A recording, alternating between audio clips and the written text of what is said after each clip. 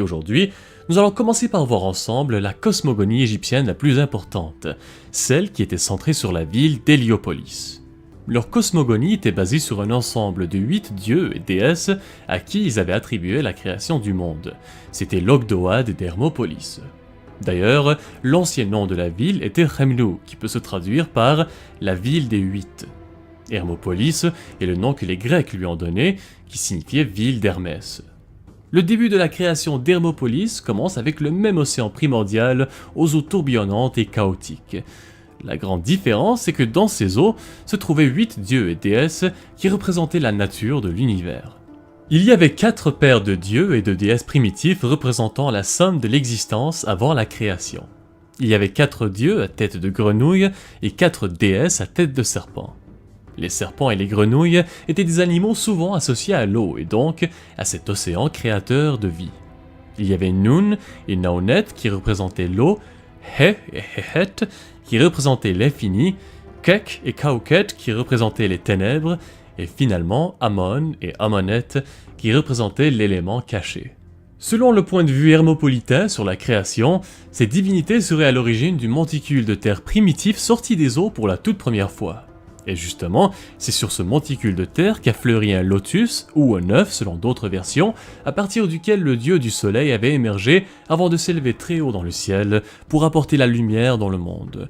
Ce moment précis où la lumière du soleil avait éclairé le monde était considéré comme le début du temps et de tout ce qui allait exister par la suite. Le mythe de création qui était centré sur la ville de Memphis était considéré par certains comme le plus simple. Pour eux, tout tournait autour du dieu Ptah. En tant que dieu des artisans, des forgerons et des architectes, Ptah était considéré par les prêtres de la ville de Memphis comme le plus grand artisan et qu'il était donc logique qu'il ait fabriqué toutes les choses dans le monde. Une grande partie de ce qu'on sait à propos de lui et de son rôle en tant que dieu créateur nous vient de la pierre de Shabaka, une stèle retrouvée à Memphis sur laquelle les textes faisaient allusion au mythe de la création héliopolitaine centré autour d'Atum, mais qui continue en affirmant que le dieu Ptah existait bien avant lui, et que c'était justement le dieu des artisans qui avait créé Atum, et par conséquent tous les autres dieux et tout ce qui allait exister par la suite. Les prêtres de Memphis croyaient que c'était à travers le cœur et la parole de Ptah que tout venait à l'existence. Ça signifiait que le dieu créait les choses dans son esprit, que ce soit des dieux, des animaux ou des plantes, puis leur insufflait la vie avec sa parole créatrice en énonçant le nom de chaque chose une par une. Cette méthode de création de la vie correspondait à l'identité de Ptah en tant que dieu des artisans en raison de leur capacité à imaginer un produit fini et puis à le façonner en utilisant les matières premières pour créer le produit final. En fin de compte, bien que ces 3 mythes de création puissent différer quant à la manière dont ils abordent certaines histoires et certains détails, concernant par exemple l'importance de certains dieux par rapport à d'autres, ils partagent tous une approche assez similaire en ce qui concerne la création du monde. Les différentes cosmogonies issues des différentes parties de l'Égypte nous offrent une vue intéressante et unique sur la façon dont les anciens Égyptiens voyaient leur place dans le monde et comment ce monde a vu le jour. Plus grande ville d'Italie et centre même de l'Église catholique romaine, mais surtout l'un des plus grands centres d'histoire, d'art, de culture et de mythologie au monde. Aujourd'hui, nous explorerons le mythe à l'origine de sa fondation, le mythe de Romulus et Rémus. Romulus et Rémus étaient 2 frères jumeaux nés de l'union entre la prêtresse Rhea Silvia et le dieu de la guerre, Mars. Si on se fie aux œuvres de l'historien romain Titus Livius, plus connu sous le nom de Tite-Live, Mars aurait rendu visite à la prêtresse lors d'un rêve et lui aurait fait cadeau des 2 jumeaux. Rhea Silvia était la fille du roi Numitor d'Albe la Longue, une des villes les plus anciennes d'Italie. Ce dernier fut vite détrôné par son jeune frère Amulius, qui était connu pour son tempérament fougueux et sa cruauté. Lorsqu'il fut roi et qu'il apprit que la jeune prêtresse, qui normalement devait être chaste, eut 2 enfants, il ordonna que les 2 jumeaux soient jetés dans le Tibre, le fleuve qui traverse une partie de l'Italie.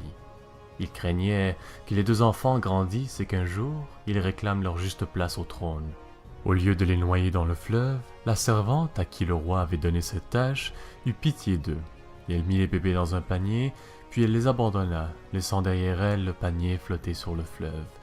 Mais, contre toute attente, ils survécurent, très probablement avec un peu d'aide des dieux, car après tout, Ils étaient encore les enfants de Mars.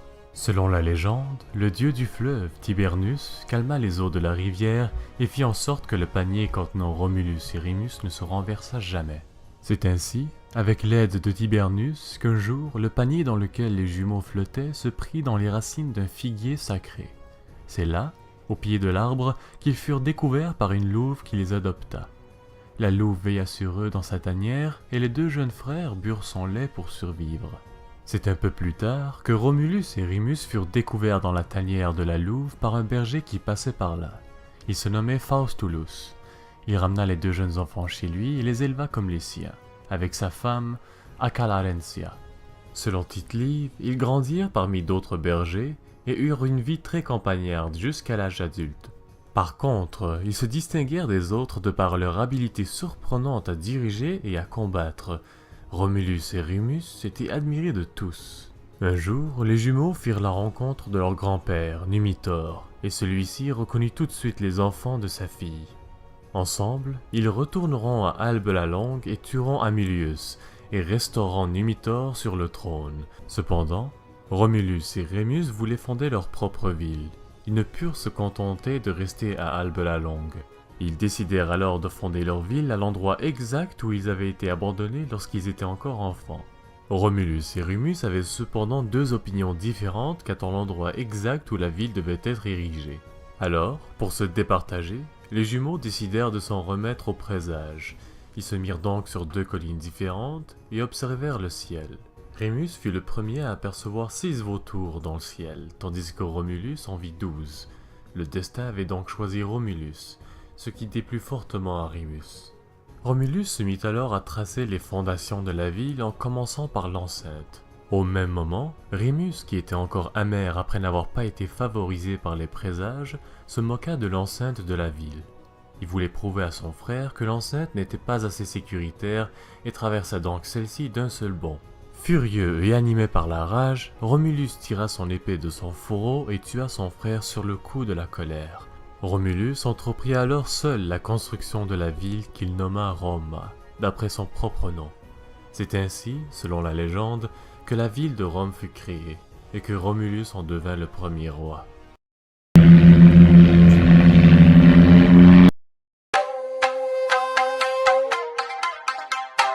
Dans la plupart des cultures du monde, de multiples mythes sont issus de la sphère religieuse. Le Japon, qui est évidemment très ancré dans ses deux religions principales, le shintoïsme et le bouddhisme, ne fait pas exception à la règle. D'ailleurs, de nombreux mythes japonais ont infusé dans nos propres sociétés occidentales, à travers différents médias, comme les jeux vidéo, les animés ou encore les arts martiaux, et pourtant on en connaît très peu sur la mythologie japonaise. Avec ses récits extraordinaires, et ces créatures mythiques, la mythologie japonaise se hisse pourtant parmi une des plus intéressantes au monde.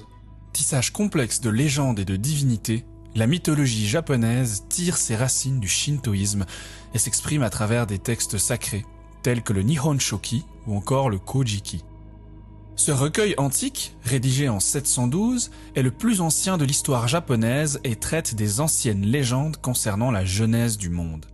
Dès ses pages initiales, il traite l'émergence des Koto Amatsu Kami, des dieux, des entités asexuées symbolisant les forces qui gouvernent l'univers. Les dieux primordiaux de la mythologie japonaise sont Izanami et Izanagi, et l'union de ces deux êtres mystiques est un épisode central de la mythologie japonaise. Debout sur le pont ou l'escalier du ciel, appelé Ama no Hashidate, les dieux utilisèrent une lance incrustée de joyaux pour remuer l'océan. Lorsqu'ils retirèrent la lance, le sel se solidifia en gouttes sur la pointe, lesquelles tombèrent dans l'océan pour former les îles. Ainsi naquit le Japon. Mais la tragédie frappe lorsque la déesse Izanami meurt en accouchant de leur fils, Kagutsuchi, le kami du feu. Ce moment déchirant conduit Izanagi dans une quête désespérée pour retrouver sa femme et le propulse dans le royaume des enfers appelé Yomi. Alors là, Izanagi arrive dans le royaume des enfers, sauf qu'il y a une obscurité totale, il voit rien.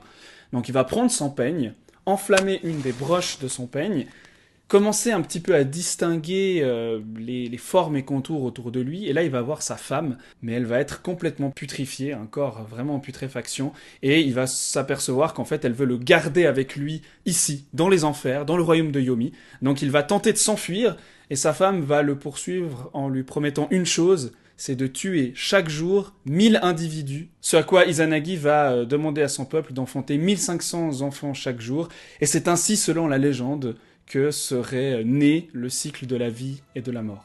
Le panthéon shinto, constitué de millions de kami, incarne l'essence même du shintoïsme. Voici les principaux kami de la mythologie japonaise. Né de l'œil gauche de son père Izanagi, Amaterasu, la déesse du soleil, occupe une place centrale dans la religion shinto. Elle est considérée comme l'ancêtre de la lignée impériale japonaise et son retrait dans une grotte, plongeant le monde dans l'obscurité, est une légende célèbre. Comme l'indiquent les kanji de son nom, Amaterasu est une déesse qui illumine le ciel. Susanoo, le turbulent dieu de la mer et de la tempête, est le frère d'Amaterasu. Connu pour son comportement parfois tumultueux, il a joué un rôle crucial en délivrant le Japon d'un redoutable serpent à 8 têtes, Yamata no Orochi. Inari, le kami du riz, de la prospérité et du succès commercial, est vénéré à travers tout le Japon dans de très nombreux temples et sanctuaires comme le très célèbre Fushimi Inari Taisha de Kyoto. Souvent représenté avec des renards messagers, Inari symbolise la richesse et la réussite dans les affaires. Sa couleur orangée a donné son nom au meilleur sushi japonais, les Inari Sushi. Hachiman, le dieu de la guerre et des arts martiaux, est également considéré comme le protecteur du Japon. Son culte s'est répandu à travers tout le pays et de nombreux sanctuaires lui sont dédiés, comme le Tsurugaoka Hachimangu de Kamakura. La richesse des dieux du panthéon shinto témoigne de la profonde connexion entre les Japonais et leur divinité. Et ces kami continuent d'influencer fortement le shintoïsme, mais également l'ensemble de la culture japonaise, des mangas aux animés, des jeux vidéo aux arts martiaux. C'est en fait un héritage culturel qui perdure aujourd'hui encore et qui s'est imposé et a évolué à travers le temps.